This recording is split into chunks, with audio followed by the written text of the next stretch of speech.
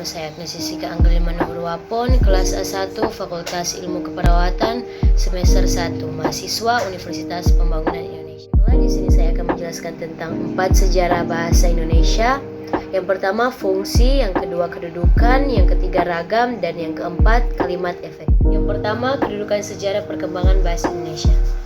Bahasa Indonesia mempunyai kedudukan yang sangat penting seperti tercantum pada Ikrar ketiga Sumpah Pemuda 1928 yang berbunyi, "Kami putra dan putri Indonesia menjunjung bahasa persatuan bahasa Indonesia." Ini berarti bahwa bahasa Indonesia berkedudukan sebagai bahasa nasional. Kedudukannya berada di atas bahasa-bahasa daerah. Bahasa Indonesia juga berkedudukan sebagai bahasa negara. Hal ini tercantum dalam Undang-Undang Dasar 1945, tercantum pada pasal bab 15, pasal 36. Jadi dapat disimpulkan jika kedudukan bahasa Indonesia adalah bahasa nasional dan bahasa negara. Dalam kedudukan bahasa Indonesia harus benar-benar dipahami oleh semua kalangan, terutama kaum muda dan pelajar, agar jiwa patriotisme dan nasionalisme mereka terus terjaga.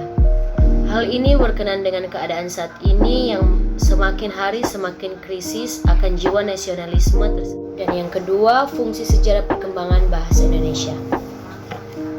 Kedudukan bahasa Indonesia sebagai bahasa memiliki fungsi diantaranya lambang kebanggaan kebangsaan di dalam fungsinya sebagai lambang kebanggaan kebangsaan. Bahasa Indonesia mencerminkan nilai-nilai sosial budaya yang mendasari rasa kebangsaan. Atas dasar kebangsaan ini, bahasa Indonesia harus terus dijaga, pelihara dan kembangkan serta rasa kebanggaan pemakaian senantiasa kita bina. Yang kedua, lambang identitas nasional bahasa Indonesia. Fungsinya sebagai identitas nasional yang mengarah pada penghargaan terhadap bahasa Indonesia selain bendera dan lambang negara. Di dalam fungsinya, bahasa Indonesia tentulah harus memiliki identitasnya sendiri, sehingga serasi dengan lambang kebangsaan yang lainnya.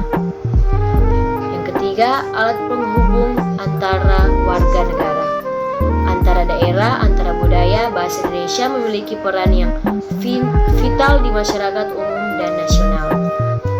Berkat adanya bahasa Indonesia, masyarakat dapat berhubungan satu dengan yang lain sedemikian rupa sehingga kesalahpahaman sebagai akibat perbedaan latar belakang sosial budaya dan bahasa tidak perlu dikhawatirkan. Yang keempat, alat pemersatu suku budaya dan bahasanya. Bahasa Indonesia sebagai alat pemersatu suku, budaya, dan bahasa. Maksudnya, bahasa Indonesia memungkinkan keserasian di antara suku-suku, budaya, dan bahasa di Nusantara, tanpa harus menghilangkan identitas kesukuan dan kesetiaan kepada nilai-nilai sosial budaya serta latar belakang bahasa daerah yang bersangkutan. Yang ketiga, ragam bahasa Indonesia. Pengertian ragam bahasa Indonesia adalah variasi bahasa menurut pemakaian yang berbeda-beda menurut topik yang dibicarakan, menurut hubungan pembicara, kawan bicara, orang yang dibicarakan, serta menurut medium pembicara. Seiring dengan perkembangan zaman sekarang ini, masyarakat mengalami perubahan sehingga bahasa pun mengalami perubahan. Perubahan itu berupa variasi-variasi bahasa yang dipakai sesuai keperluannya. Adapun pengertian ragam bahasa menurut beberapa ahli yaitu sebagai berikut. Yang pertama, ragam bahasa menurut Bachmann 1999. Ragam bahasa adalah variasi bahasa menurut pemakaian yang berbeda-beda menurut topik yang dibicarakan, menurut hubungan pembicara, kawan bicara. Yang kedua, ragam bahasa menurut Dendi Sugono 1999. Sehubungan dengan pemakaian bahasa Indonesia, timbul dua masalah pokok, yaitu masalah penggunaan bahasa, bahasa baku dan tabaku. Dan yang ketiga, ragam bahasa menurut Fishmanet 1968.